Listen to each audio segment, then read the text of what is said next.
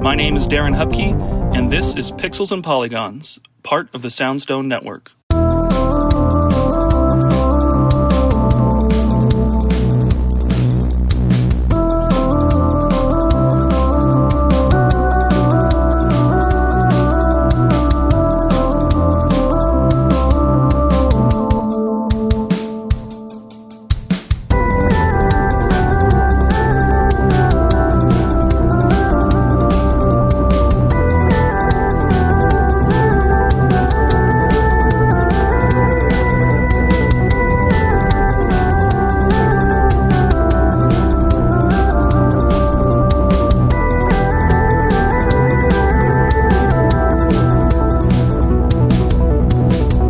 Welcome to a new episode of Pixels and Polygons. I am Darren Hupke, the host of the show.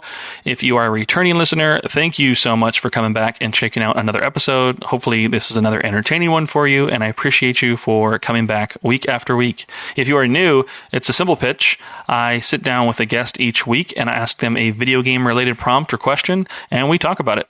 It's 20 to 40 minutes or so each episode. This can stem from topics like what's a underappreciated or below average game you love that doesn't get enough attention, or what is your history with video games? When did you start playing and when did you fall in love with them? Or why do you play the games that you play? There could be a lot of different things. The conversations can go in a lot of different directions, but the point is just to have a great and thoughtful conversation that maybe sparks your own ideas or your own interests as a listener to think about your own responses, and hopefully just have some fun along the way. If you like what you hear and you want to support the show, I've got a few different ways you can do that. I have links in the show notes below to everything that I do, and I'll highlight one of those in particular. 32-Bit Library is a retro gaming book series for nostalgic gamers. Each volume is a curated retrospective of games from the original PlayStation library. Every game has a written entry discussing its development and what made it special, rather than a generic review. Multiple screenshots from each game highlight key moments and refresh readers on these classic titles, and every title features a giant double-page screenshot for added visual flair. Additional essays by industry professionals provide context and history within each volume. Whether you are a die-hard PlayStation fan or want to explore the history of this generation for the first time, the goal is that you'll learn something new inside every volume. You can find links in the show notes below, or head over to pixelsandpolygons.net to buy your own physical copies, or over to patreon.com/Darren Hupke for the digital editions. With that out of the way, we can start the episode right after an ad from one of our Soundstone Network partners.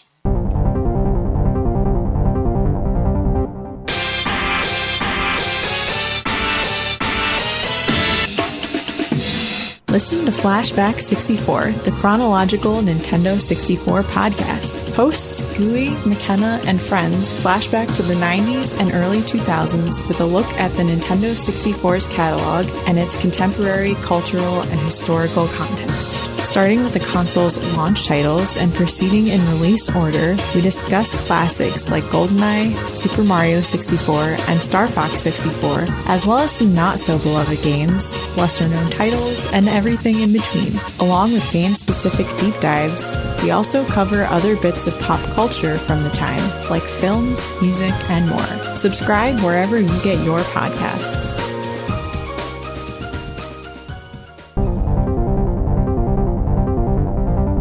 Hello, everyone. Welcome back to Pixels and Polygons, a conversational podcast about video games. I am Darren Hupke, and I'm here with a unique guest. I can say returning guest, but he's only a returning guest for me. None of you have ever heard him on the show, but just me. And actually, technically, my wife was there, and so she got to hear the only one-of-one edition of the show in podcast form.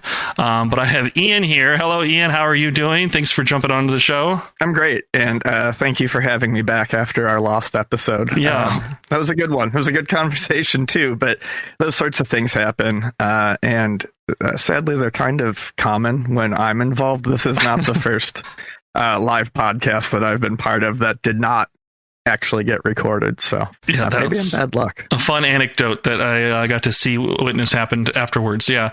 Well, we were both guests at the Game On Expo here in Phoenix, Arizona. Well, I say here because that's where I am, but here where I'm at in Phoenix, Arizona, just a few weeks ago. And yes, for my panel at the show, I intended to record a live episode, and so I thought I pressed the record button on my recorder, and I did not. So we just spoke into the ether and had just a good conversation. It was just two people talking about video games, and it's always a good time. You know, it didn't matter if it was recorded or not, I guess. And my wife said it was a really great conversation, and she was excited to have the episode go live. And then I revealed to her, I don't think I recorded it, so I'm going to have to talk to Ian later. But here we are. We're making that episode up, and we're going to do. It's actually just a different question. I mean, it's just going to be us talking about video games. Yeah, this being your first chance to actually tell the rest of the listeners about who you are in a little intro, I want to give you some space to maybe introduce yourself, talk about maybe some of the things you do within the game space and around them, kind of whatever you want to kind of plug and share about yourself. But yeah, Ian, if you don't mind, introduce yourself. Tell us who you are. Thanks. So my name's Ian. I am the co-host of the Completely Unnecessary podcast with Pat Contry and Extra Napkins with John Splett. I'm also one of the co-creators of the Yokoi Kids Game Boy game collective, I guess you would call it, where we pick games each month. We stick only to the black and white games, and we, at least for a long time, tried to pick cheap, affordable games. The whole thing about it being that we wanted people to access it and interact with us in any way they could. We've always promoted emulation and stuff like that as well. In terms of other video game related stuff, I was the manager of a local video game store chain for 15 years, Luna Video Games in San Diego. Still a great shop if you're ever in San Diego. And outside of video games, I DJ. I listen to a lot of electronic and house music. I take photographs. I play miniature war games, and I love cats. So yeah, that's a bit about me. All the bases covered there. Yeah, and yeah, the Yokoi Kids are really cool. It's like I've got the 2 issues that are out now. Personally, I picked them up from you last year at the Long Island Retro Gaming Expo where I met you. Yeah, those are really cool because there's art, there's essays, there's a variety of things that people have done to contribute to be part of those issues, and it's really cool. And then you also have donated their proceeds to like charities as well. So it's a helpful charitable cause as well, which is really cool. So anybody in like the zine community and all that stuff are looking for some alternative reads. They're very cool and very worth seeking out your time and finding them. I don't know. Do you still have copies? I think we talked about that before, but are they either sold out at this point? Actually, I have the site up right now, so I can take a quick check. It looks like there are no physical copies of Volume 1, but there are digital copies. I think they're like $3. And there are still some Volume 2s left. They are 15. And that issue, all proceeds went to Out Youth in Austin, Texas. It's an LGBTQ plus youth center. And around the time we started doing that issue, they had experienced some site damage due to the freezes that were happening in Texas. So we wanted to funnel the money to them. We like to kind of pick smaller, I don't want to say smaller, but kind of like very specific charities, because a Game Boy zine's not raising thousands and thousands of dollars, so if we only raise $800 or $1,500, we want that money to kind of get used. We want that money to go directly to someone who can use that money for something. So we were like, okay, roof repairs, that makes a lot of sense. Let's do that one. So, and we're slowly starting to work on a 3rd issue. I would not dare to give a time frame for it, but it will be coming. I will have a link to the that website for like the Yokoi kids in the show notes below. So if you're listening to this, you should be able to just look at the details of the episode and find a link there to see how you can get your own copy. They're standalone. Like, you don't have to. It's not a story. It's not a narrative that you need to see the first one to understand the second one. It is just more of it, and so it's well worth it. Gets a recommendation from me. So check it out and support it. Otherwise, we're here to talk about some video games. So are you ready for maybe an icebreaker question to get you all warmed up there, Ian? How's that sound? Yeah, let's do it. Okay. That sounds good. So I've been asking this one a lot lately, but what is an option or a setting that you always change before starting a game? What is the first thing that you dig into those options menu to start tinkering with? I generally, if it's on like a PC, I turn off motion smoothing. If it's a game that offers it, I usually jump in and change the colorblind settings, because I am red-green colorblind fairly severely. And when you're playing video games, what's the one color that is always used to highlight enemies? Red. Yeah. So if I don't change that immediately, I may as well just be stumbling around the game without vision. Wow. I'm really, really happy when games offer visual disability settings, because without them, I definitely couldn't play some games. So I always look for those. But I think motion smoothing in games just looks really gross. So if it's turned on by default, I usually turn that off. What about you? What is the one that you look for? I've mentioned this for previous listeners, you already know this, but I invert aim. Like, I have to invert the y-axis, not the x-axis, just the y-axis. And that's for whatever reason. Like, I mean, I visualize, it's like flight control. As people are always like, oh, you want to control an airplane, or are you trying to like move your camera around? And like, to me, it's all the same. Like, I am imagining the pull through the analog stick, and so if I'm pressing down on it, I'm imagining the backside like rising, and so that's what I'm kind of like manipulating through the screen. The screen is like the plane, and I am manipulating it that way. So that's just the way that my brain is wired to kind of like see that. And I have struggled when it's on by default, like it's not inverted, and it seems like it should be intuitive, like up was up, but like, to me, I just cannot wrap my head around it. And I don't know what that earliest game was that like set that off for me and made me like control that way, but it definitely hardwired itself to me to control with the inverted aim. That's interesting, because that's how I grew up learning how to play first-person perspective games. Was the same way, the inverted y-axis. And at some point, that stopped being the default, and I struggled with it for a number of years, but I don't know why I never bothered to just switch it back. And eventually I got used to it. But no, I was a big fan of the old inverted y-axis as well. Yeah, and the X doesn't need to be. Like, I need it to almost still be like, if I'm going to press left, I want it to like pan or look left.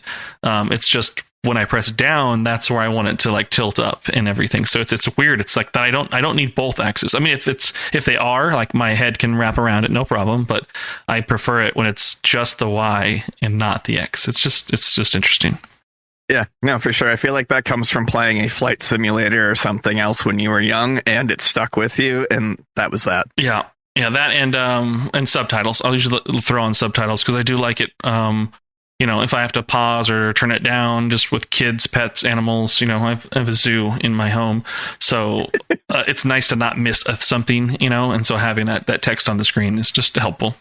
I live directly under a flight path, like not far from where the planes take off. So if I'm watching or playing anything, subtitles on is immediate. So that's actually one that I do as well. Fun. Okay. Well then, that got the mind moving here. I sent you a list of the questions of what I typically like to ask my guests and the prompts to kind of select from. You picked a couple, but for this episode, we want to ask, kind of that video game origins story. So when did you start playing video games? And, within that story, we kind of want to know, like, what are maybe some of your earliest gaming memories? And then what's the kind of journey you've kind of gone along, with the medium? Like, have you come and gone from it at all? Has it gotten, bigger or smaller in your life, or expanded, contracted, and expanded again? But yeah, when did you start playing video games, Ian? I can't give you an exact age, but I was very young. I would say probably sometime around 4 or 5 years old. If I think very far back, it may have even been younger. Someone may have shoved a controller in my hand. If I think very far back, it was either Pac-Man on the Atari 5200, Star Wars in the arcade, specifically the sit-down version, or Phoenix at a laundromat. And these are memories that stick out really, really well in my head. When I was younger, my parents had me when they were younger. They were 20 and 21 when they had me. And they were as interested in this, new stuff as everyone else was. My dad more so than my mom, but my mom enjoyed them as well. And I remember being young, and about once a week, every couple of weeks, my dad would have to go to the Eastern Hills Mall in a suburb of Buffalo to, run some errands. And there was an arcade there called Fun and Games.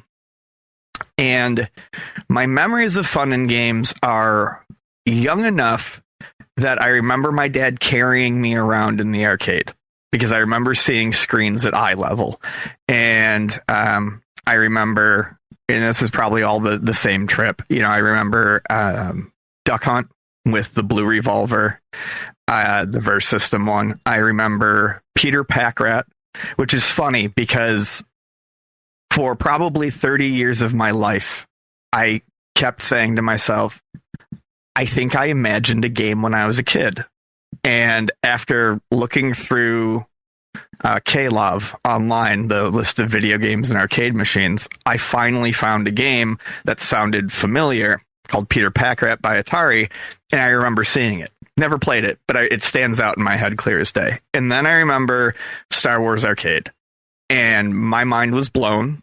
I don't think I had a concept of what Star Wars was at the time, but I knew that I was flying through space, or my dad was flying through space with me on his lap.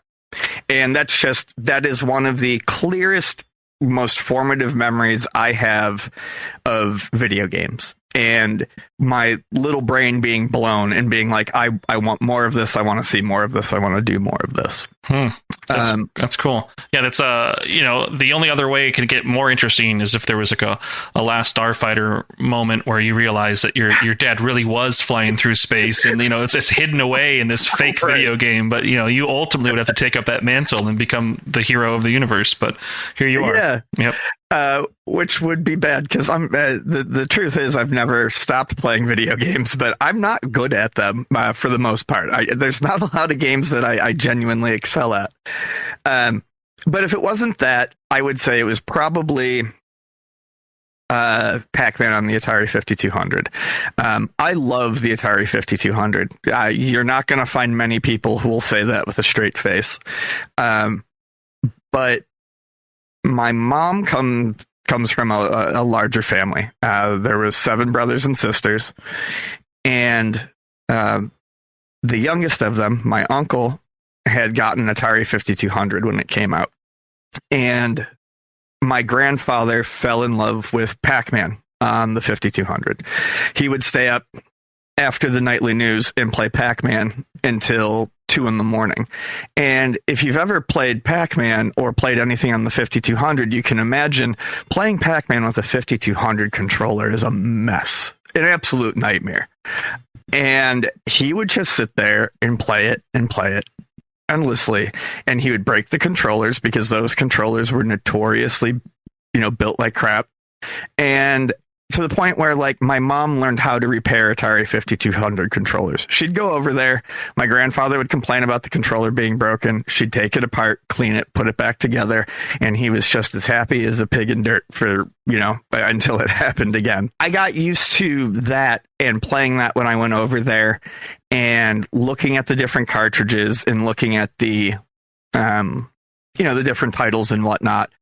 And it just, it was stuff that I could play, but then it also got my imagination going, looking at these like single screen games, trying to imagine what they would play like.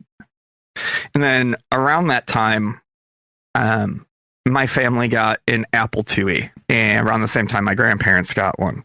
And that's when I really started playing games. My grandmother worked for Town Hall, and the one day we went over there and she handed us a huge container of discs that were all pirated games given to her by a coworker. And we're talking just like, your basic stuff, your discs with multiple small games on them and things like that. But it was just this never-ending library of new and weird stuff to check out. And even if I didn't stick to any game for long, at that age, in my mind, it was like the possibilities of video games were endless because they seemed literally endless. It always seemed like there was something new to play or something new to check out. So I think that's where it really kicked in. And I am awful with computers these days. But when I was a kid, I was really, really good with computers. And I knew how to take apart Apple IIs and clean them, do minor service on them. I was coding throughout high school, and I kind of grew out of it. But the introduction of a computer was, I think, what made me realize that electronic entertainment was the thing for me. And I think that can send people on a different path from consoles. And I think I very much was locked into the computer stuff, despite enjoying the arcade when I'd go with my dad and whatnot. But it was getting a Nintendo in, I think it was like 1988, that, blew the doors open and kind of gave me that quintessential late 80s, early 90s childhood with console games, when everyone was first discovering them and everyone was, first starting to play them.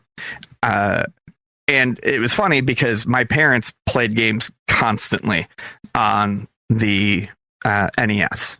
But after the NES, they both kind of fell off. I think the novelty had more or less worn off for them. I had a Genesis, loved it. Had a Game Boy, loved it. But from the Genesis on, I kind of faded out, I would say, like mid-generation on the Genesis, and didn't really get back into games until the PlayStation era, which still, to me, at least domestically, is maybe one of the most fun eras of video games, the PlayStation 1 times. And I think back on that fondly a lot. I remember when Final Fantasy VII was coming out, and I had pre-ordered it without owning a PlayStation. My girlfriend at the time owned a PlayStation, and she got the game on weekdays, and I got the PlayStation on weekends. And we actually stayed together long enough for that not to be an issue, and we both beat the game. I got a PlayStation shortly after, and that's when I think I started really like exploring the import market and things like that. At the same time, I was still playing my NES, so I was going to the flea market consistently, starting probably 97, 98, and just buying up all the games that I wanted as a kid that I, didn't get for Christmas, couldn't afford, etc. I got a job in a restaurant starting when I was 15, so I had not a ton of money, but I had pocket money. So I was like, well, shit, I'm going to try all this stuff. I'm going to try Rockin' Cats. I'm going to try Panic Restaurant. I'm going to, try all the weird titles that I couldn't find. And then, after high school, I fell out of gaming for a while. I actually imported a PS2, but I moved out into my first apartment shortly after I graduated, and friends were over all the time, and partying and going out and doing stuff really kind of took precedence to any of that. I didn't get back into it until late era 360. And from that point on, I would say that gaming has been a pretty consistent part of my life. At no point have I ever not really played games. When I want to blow off some steam or kill some time, video games are kind of always towards the top of that list for me. Yeah, that's interesting. I mean, obviously, I think a lot of people can relate to that who are spending time listening to a podcast about video games. So I think that is definitely something that we can all kind of associate with. I think it's funny. I think my timeline is a few years later than yours. So like I should have graduated high school in 2004. Okay.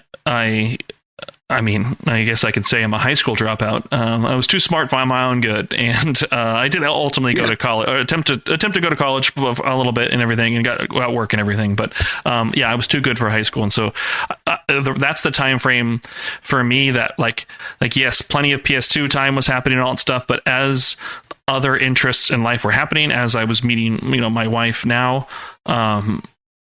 Like I was not necessarily at home always. I would come home and still play like the console games and all that stuff. But when I'd be out and about, that's luckily for me, like the Game Boy Advance was now picking up steam and everything. And so I was I had the portable access at that point. So like, I think that if I was too early to that, like if I was just a few years older, maybe I wouldn't have necessarily had that as like the bridge that kind of kept me tethered to it and all that stuff. And I would have maybe gone and come back and all that stuff. But like, even with, the social interests and everything, like I was just able to be lucky enough to have a Game Boy Advance SP, and then even a few years after that, like a PSP or something like that in my pocket, and then come home and then start to be a quote unquote adult as the PS3s and things like that were starting to kick off. So interesting.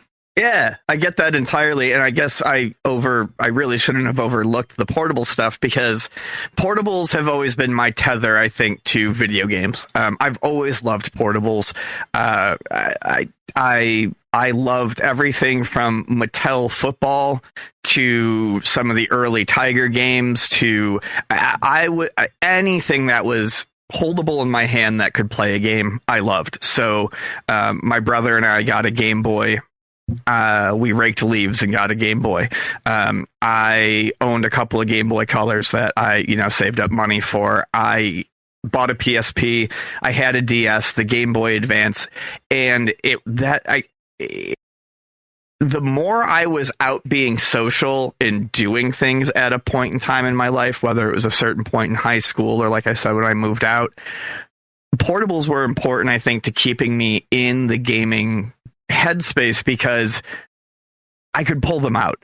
Living in an apartment with multiple people, you don't always want to like take up the one TV in the small apartment in the living room to play an RPG for 40 hours, so being able to sit on the couch with a bunch of people and also kind of fuck off on your own and play something on the Game Boy Advance was really, really nice. And I think that more than PC gaming or console gaming is probably the one true through line from being young all the way until now is like a love and a fascination with portable game systems, because they're perfect. You can use them anywhere, and you don't feel like you have to carve out a special amount of time to get some gaming in. Yeah, like completely. Yeah, the handheld space is exactly like in the apartment life was a huge mandatory for me. Once my wife and I moved out on our own, we moved in with I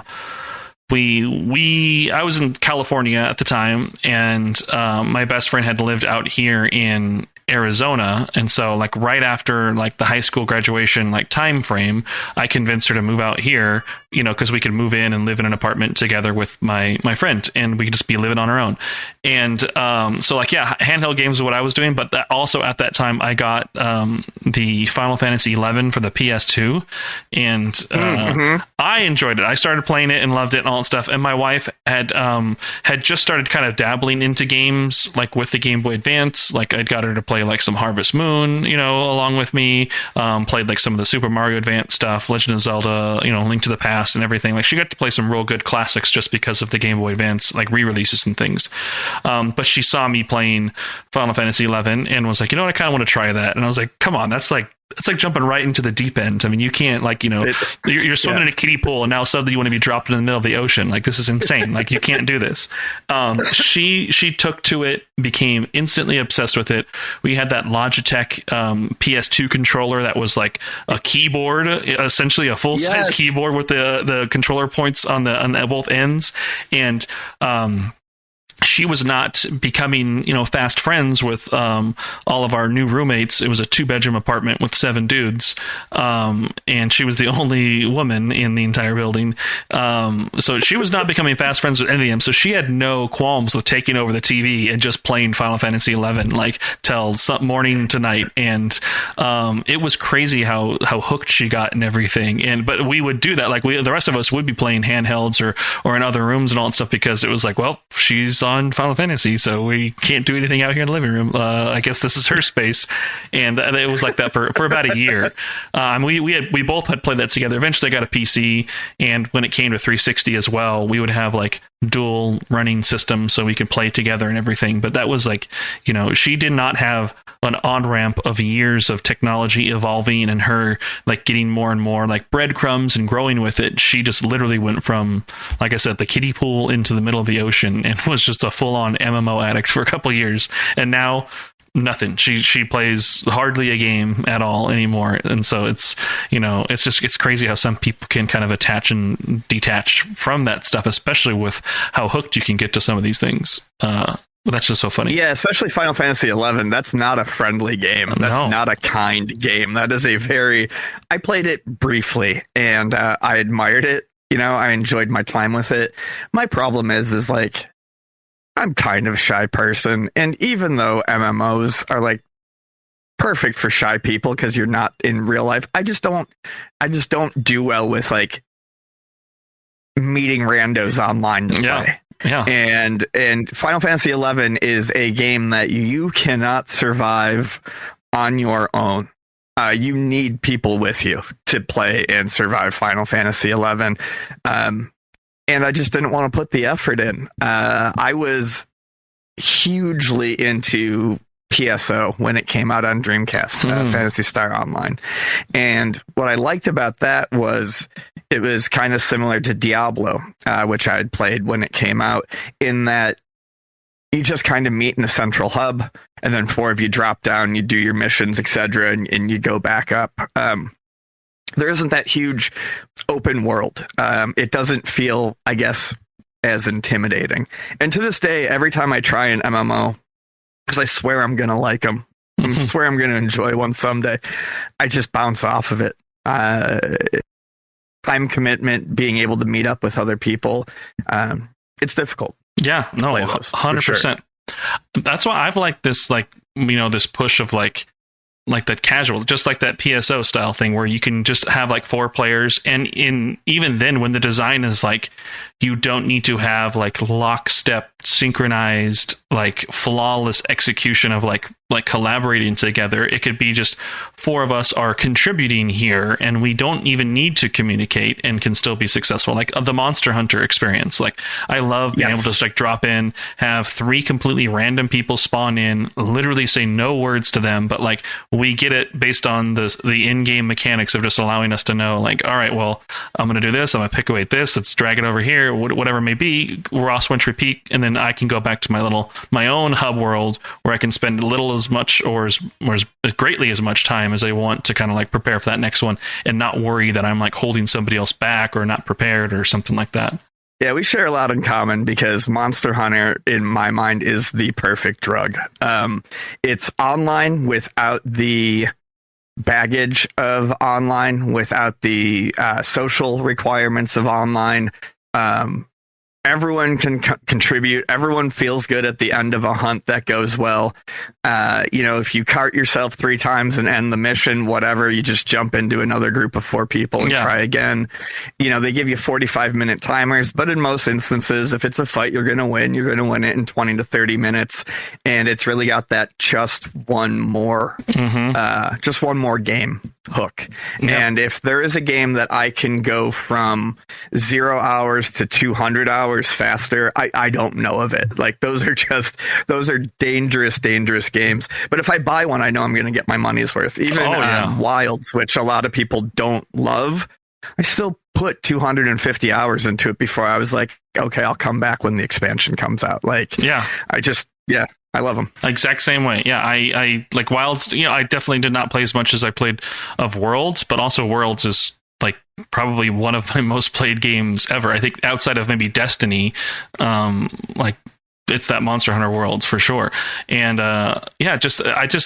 designing it that way to allow for that collaboration piece, it for one, I feel like it takes some pressure and anxiety off of me having to be like a perfect build or perfectly mastered something and all that stuff. Like it takes a little of that weight off of me and let's puts it on like a shared group. And again, the stakes are never life or death per se. Like if you fail the mission, like, oh dang, like we'll just get back on it and jump out and do another one and you'll be fine. And it's a good carrot on a stick, in that regard. So yeah, I really do enjoy those games for sure. I think one thing that they do right is, and you mentioned it, the stakes can be high. Like you're always constantly grinding for, rare loot. The monster can be hard, but even what Monster Hunter considers like a raid, I guess I would say, is still digestible enough in length that you don't feel like you just wasted 3 hours of your night, doing something. You come away from something in Monster Hunter without having succeeded. You probably succeeded 5 other times that night. So, whatever, it's fine. Yeah. Well, so it sounds like obviously you're still playing games. You're still keeping up with that. But it was interesting hearing about the journey along the way, from consoles to portables to, inside and outside and back again and everything. But yeah, video games are fun. I think the moral of the story is video games are fun and enjoy yourself. Yeah. But they're always good. Yeah. Oh, I'm sorry. I didn't mean to cut you off there. I was just gonna say that's kind of it. I mean, any final thoughts you want to share? Obviously, we love to kind of hear from them. But that is Pixels and Polygons. I mean, we asked the question, we answered it, and we had a conversation along the way. But yeah, any final thoughts on your story and your journey through video games that you want to kind of make sure we didn't miss or that you want to sprinkle in? No, I mean, I think that covered it. I like to talk about the Apple IIe because I still have an Apple IIe. I think that was really important and really formative. But other than that, just that, it's interesting for me to look back and see that games have always kind of been there. During bad times, I play stuff where I'm grinding constantly because it keeps my mind off of things. And in good times, I'm playing stuff with friends. My wife and I, when we met, the first year of our life was mostly spent hanging out together on a couch, playing fighting games and stuff like that. So I think when I really think about it, it's interesting that even the times where I didn't think I was playing video games that much, they were still there, part of my life somehow, maybe just not in the way that I always tend to think of them. So yeah, no, that's basically it. That's cool.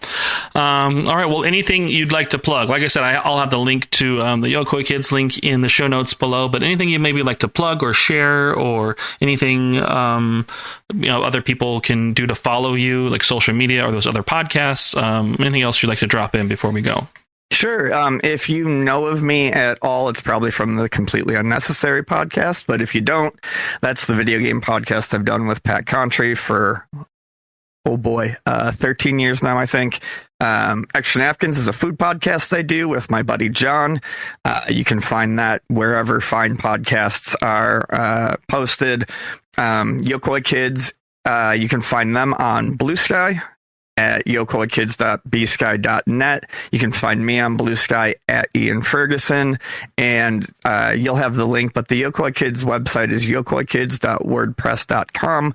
And just because I love the whole communal aspect of it, if you're going to check out one thing, go check out Yokoi Kids. There are times where we're more active and less active, but I think we're all pretty proud of it. And there's tons of stuff to read and look at. Yeah, cool. It gets a big, hearty recommendation from me as well, too. So it's very simple to click the link below and just at least scope it out, save it for later, bookmark it, whatever you got to do to give yourself some time later to look at it. But thank you, Ian, for jumping on. I'm glad we got to do an episode that is properly recorded. And oh my gosh, I don't think I hit record on this. I'm just kidding. This is recorded. This is fully recorded. People are going to listen to this.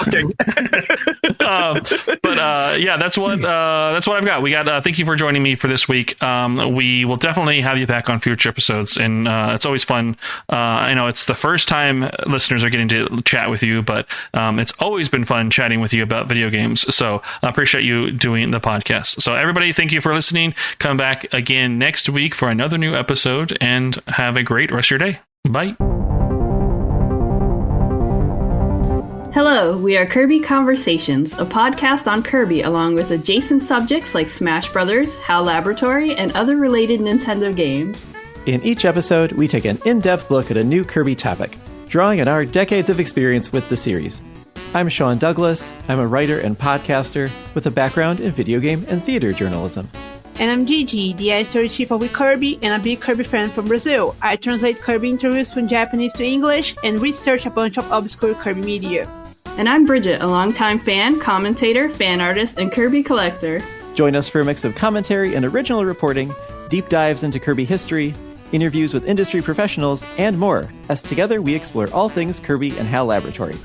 We're a proud part of the Soundstone Podcast Network, and you can find Kirby Conversations on Apple, Spotify, or wherever you listen to podcasts.